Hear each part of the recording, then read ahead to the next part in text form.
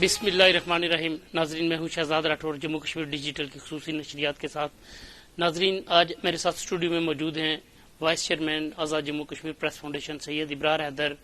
سید ابرار حیدر کل ایک ایسا ڈاکومنٹ منظر عام پر لے آئے ہیں جو آزاد کشمیر کے عوام نے تو کیا، آزاد کشمیر کے حکمرانوں نے بھی آج تک نہیں دیکھا تھا.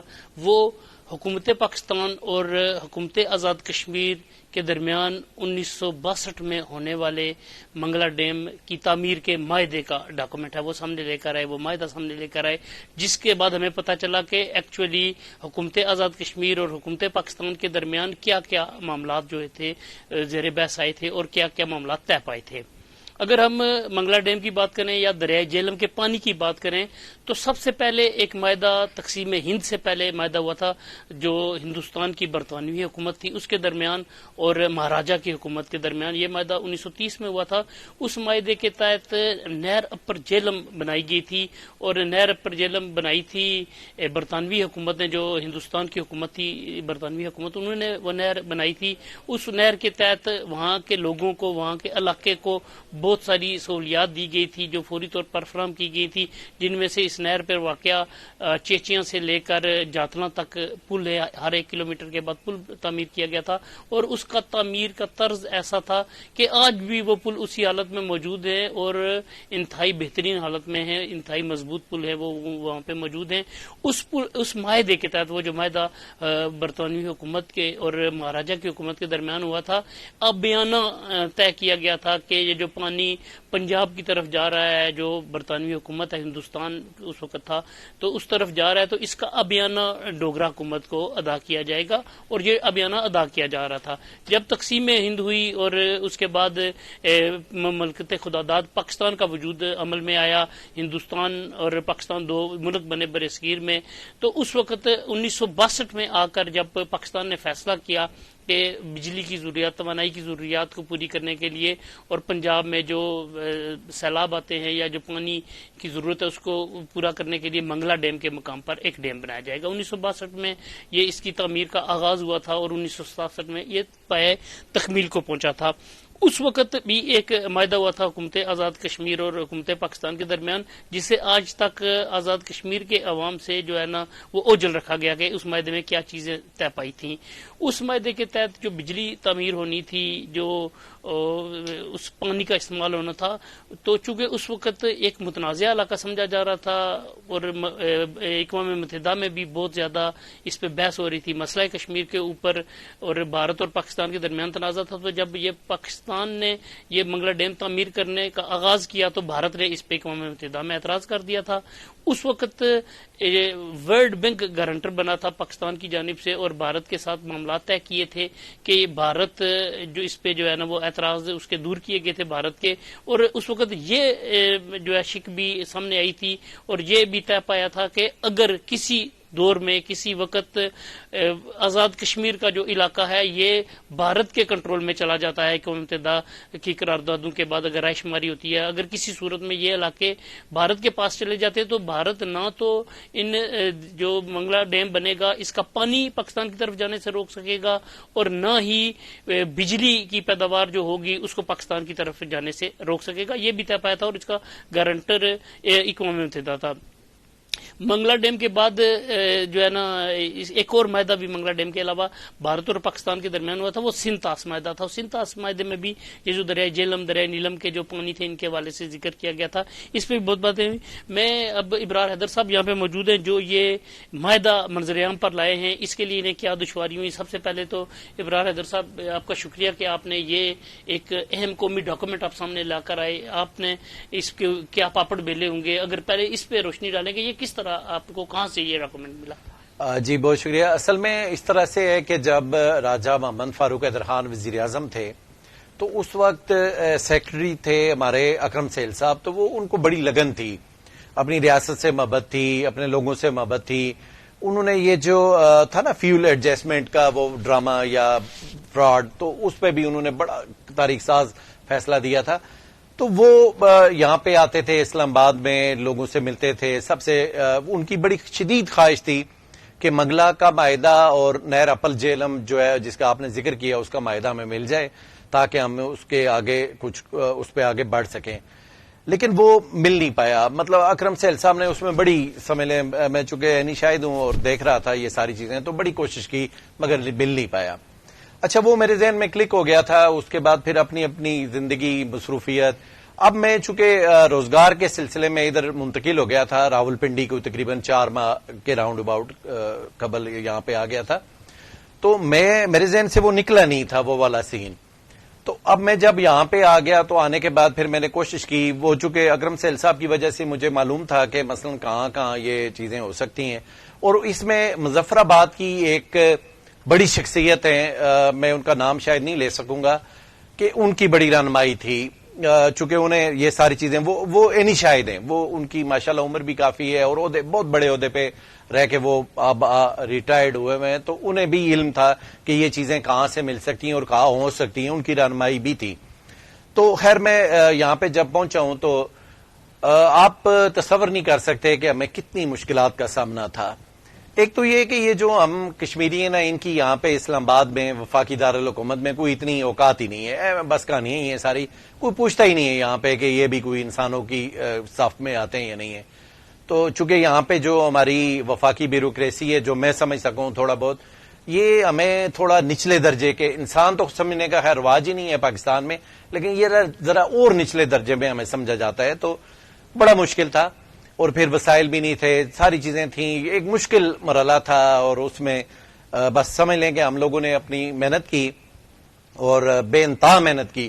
آپ اس سے اندازہ لگائیں کہ مطلب 10 نومبر 1962 کا ڈاکومنٹ جو ہمارے آزاد کشمیر میں 62 کے بعد بہت ساری حکومتیں آئیں چلی گئیں، کئی وزرائے اعظم آئے چلے گئے، سیکٹریز آئے چلے گئے، محبت کرنے والے ریاست سے بھی آئے چلے گئے، لیکن وہ ڈاکومنٹ نہیں مل سکا. اب یہ اللہ کا احسان ہے، اس میں کوئی میں یہ کہوں گا میرا کوئی کمال ہرگز نہیں ہے، یہ صرف اللہ پاک کا احسان ہے. اور کشمیری قوم خاص طور پہ منگلا ڈیم میں جن کے آباء و اجداد کی لاشیں جو وہاں پہ دفن ہوئے ہیں، ان لاشوں کی وجہ سے یہ ڈاکومنٹ آج منظر عام پہ آیا ہے کہ وہ جو لوگ پانی کے نیچے چلے گئے تو ان کو مانا ہی نہیں جا رہا تھا کہ یہ بھی کچھ معنی رکھتے ہیں. جو لاشیں مطلب پانی کے نیچے دینے کے بعد بھی ہمیں کہا جا رہا تھا نہیں آپ کچھ بھی نہیں ہو، آج وہ ان کی وجہ سے میرا خیال ہے یہ ڈاکومنٹ منظر عام پہ آیا ہے. اور بہت تکلیف دہ کہانی ہے، وہ تو ایک پورا سمجھ لیں ایک پورا پروگرام اس پہ ہو سکتا ہے، چونکہ میرے پاس تھوڑے وسائل کی بھی کمی رہتی ہے، تو وہ میں کیسے پہنچا کیا ہوا وہ ایک لمبی داستان ہے، اس کو چھوڑیں. مشکلات سے یہ چیز منظر عام پہ. اچھا ابرار حیدر صاحب، یہ جو بنگلہ ڈیم جب تعمیر ہوا تھا، جو معاہدہ ہوا تھا، اس میں کیا چیزیں شامل تھیں؟ اس پہ تھوڑی سی روشنی آپ ڈالیں گے؟ دیکھیں جی، اس میں میرا یہ خیال ہے کہ ہماری جو پولیٹیکل لیڈرشپ ہے خاص طور پہ، اور پھر ہماری جو بیوروکریسی ہے کشمیر کی، یہ ساروں کی نیگلیجنس ہے. یہ سارے اس میں میرا یہ خیال ہے کہ اگر میں کم سے کم الفاظ میں بھی کہوں تو ان ساروں نے ہماری ریاست کے ساتھ اگر زیادتی کی ہے، غداری کی ہے، جو بھی آپ کہہ لیں، تو ان ساروں نے کی ہوئی ہے. دیکھیں 13 دسمبر 1961 میں ایک لیٹر آزاد کشمیر حکومت دیتی ہے جنرل سیکرٹری.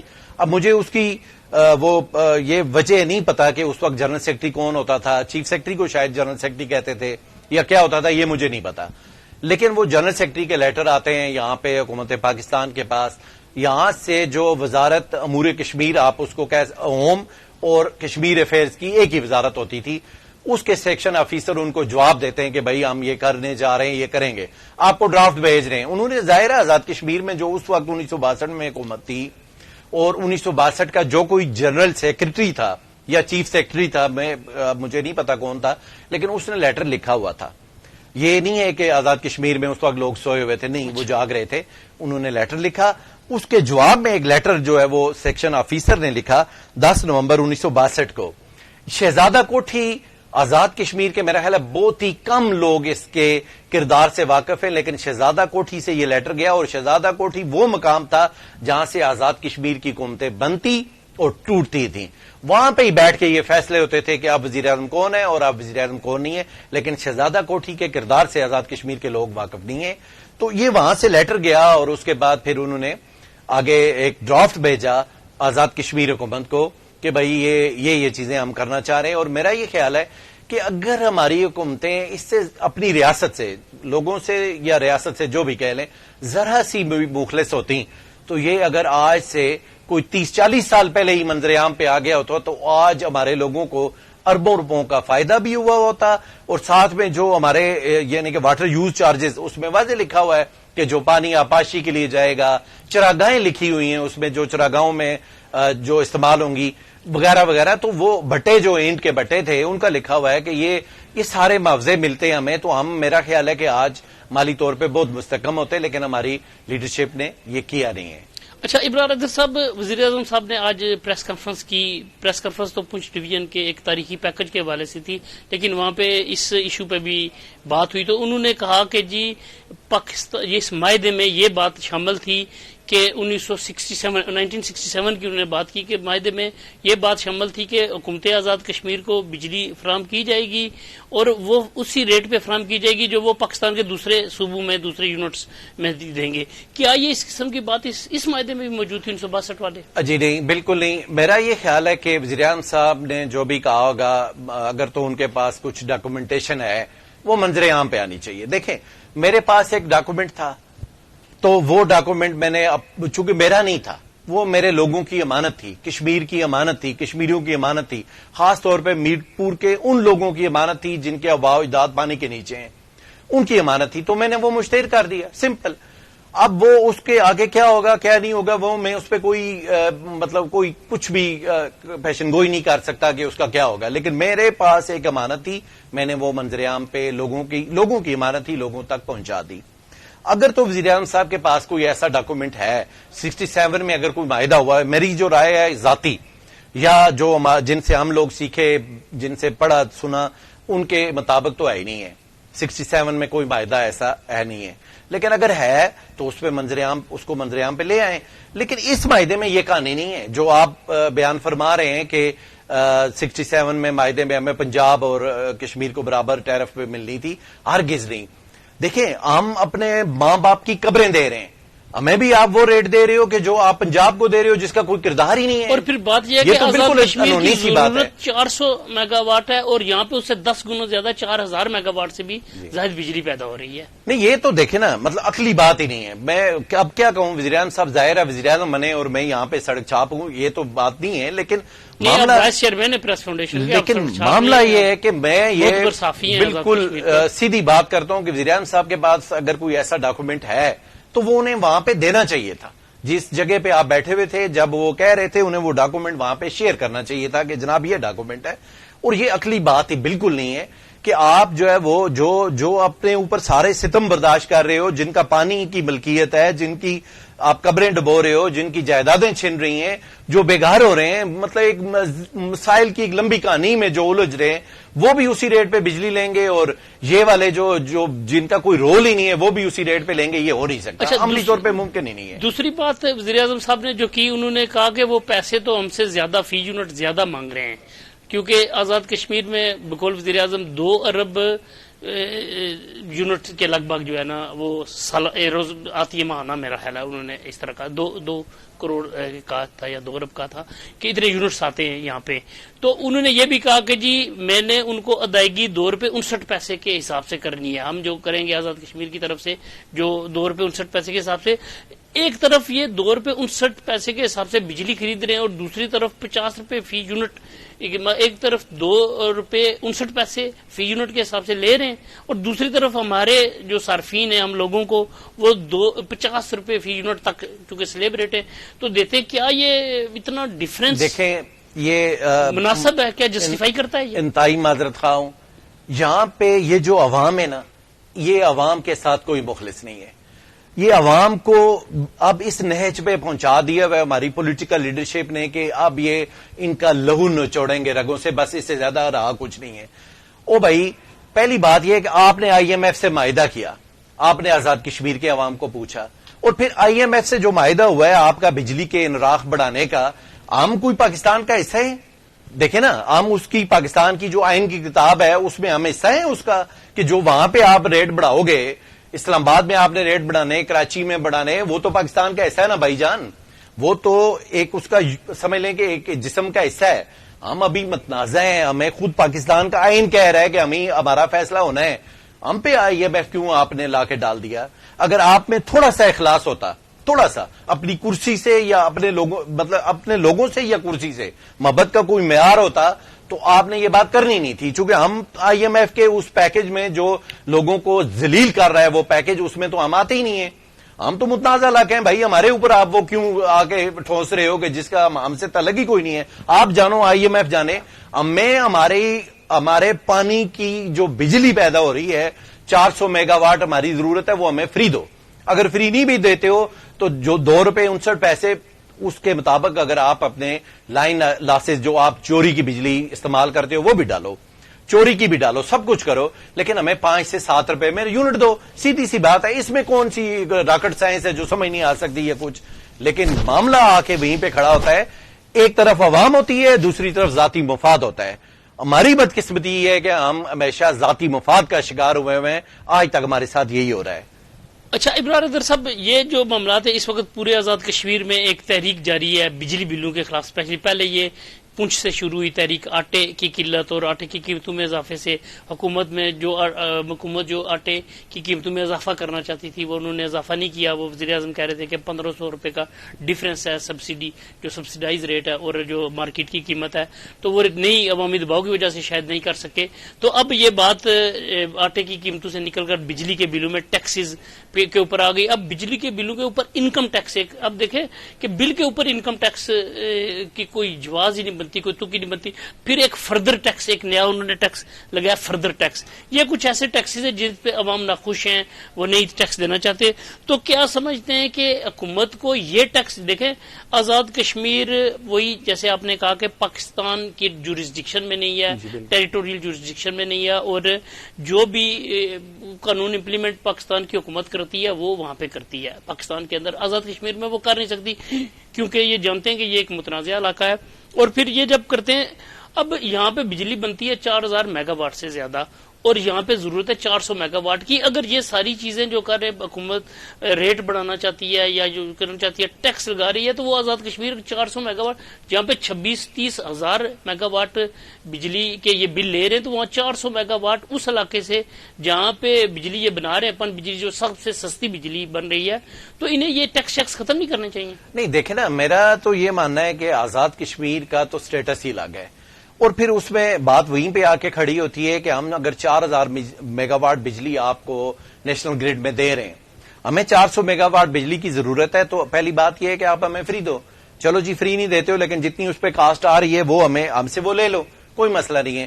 یہ جو ٹیکسز والی کہانی ہے نا, یہ اصل میں پاکستان کی اشرافیہ جو ہے وہ اس ملک کو تباہی کے دانے پہ لا کے اس نے کھڑا کر دیا ہوا ہے. لوٹتے ہیں اوپر والے تو نکالتے ہیں یہ عوام سے. IMF جو پیسے دیتا ہے یہ بھی ایک لمبی کہانی ہے, لیکن IMF نے آج تک یہ کہا ہے کہ گریڈ 17 سے اوپر جو ہمارے آفیسرز ہیں ذرا ان کی تنخواہیں آدھی کر دو. IMF نے کبھی یہ کہا ہے کہ یہ جو آپ 1200 ارب روپیہ سبسڈی دے رہے ہو صنعتکاروں کو وہ ختم کر دو. IMF نے کبھی یہ کہا ہے کہ یار یہ جو کرپشن ہو رہی ہے آپ کے ملک میں, یہ 84 سے لے کے اوپر تک, تو وہ اس کو ذرا ختم کر دو, تب ہم آپ کو پیسے دیں گے. IMF بھی اٹھ کے یہ کہتی ہے کہ عوام کو تباہ کرو. یہ ایک سازش ہے, عالمی ایجنڈا ہے بھائی جان. عالمی ایجنڈا یہ ہے کہ ریاست اور عوام میں فاصلہ پیدا کرو. آپ دیکھیں نا اس وقت جب بجلی کے بل آپ کو روٹی کھانے کے لیے نہیں ہے, بجلی کے بلوں کے علاوہ بھی آپ کو چینی 170 روپے میں مل رہی ہے, آپ کا آٹا آپ کی دسترس سے باہر جا رہا ہے, جو بنیادی ضروریات ہیں. اب عوام جو ہے وہ ریاست سے فاصلے پہ جا رہی ہے. IMF بھی یہی چاہتا ہے اور ہماری اشرافیہ بھی یہی کر رہی ہے کہ عوام اور ریاست میں فاصلہ پیدا ہو. لیکن پاکستان والے جانے وہ چونکہ صابر ہیں پاکستان والے, اور ہم تو اس خیال پہ یقین رکھتے ہیں جو ظلم سہ لیتا ہے بغاوت نہیں کرتا, وہ منافق ہے. قتیل شفائی بھی کہہ کے گئے ہوئے ہیں. ہم جو ہے راولا کوٹ کے لوگوں کو اسلام کے وہ منافق نہیں ہیں, وہ سیدھی بات کرتے ہیں کہ بھائی ہمارا حق ہے ہمیں دو.